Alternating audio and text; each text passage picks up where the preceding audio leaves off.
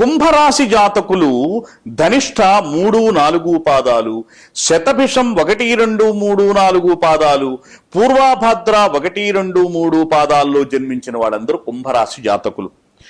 ఈ జాతకులకి, కుంభరాశిలో జన్మించిన వారికి ఈ హేమలంబనామ సంవత్సరంలో ఆదాయం 11, వ్యయం 5, రాజపూజ్యం 5, అవమానం 6. అంటే ఆదాయం వ్యయం కంటే చాలా ఎక్కువగా ఉంది. రాజపూజ్యం అవమానాలకి పెద్ద తేడా కనిపించటం లేదు.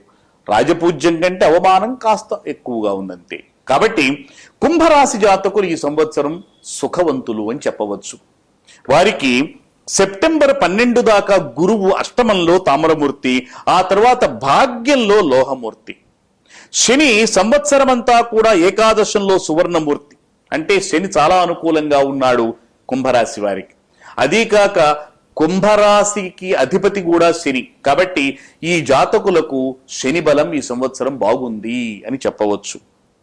ఈ రాశి వాళ్ళకి గురు బలం కంటే కూడా శని బలం బాగా ఉండటం వల్ల ధన నష్టం, అలాగే ఆరోగ్య భంగం లాంటివి చిన్న చిన్నవి జరిగినా అవి గురువు యొక్క సంచారం వల్ల, గురువు యొక్క కాస్త ప్రతికూలత వల్ల జరిగిందని గ్రహించి గురు గ్రహము యొక్క అనుకూలత కోసం గురువు ఆరాధన చెయ్యాలి.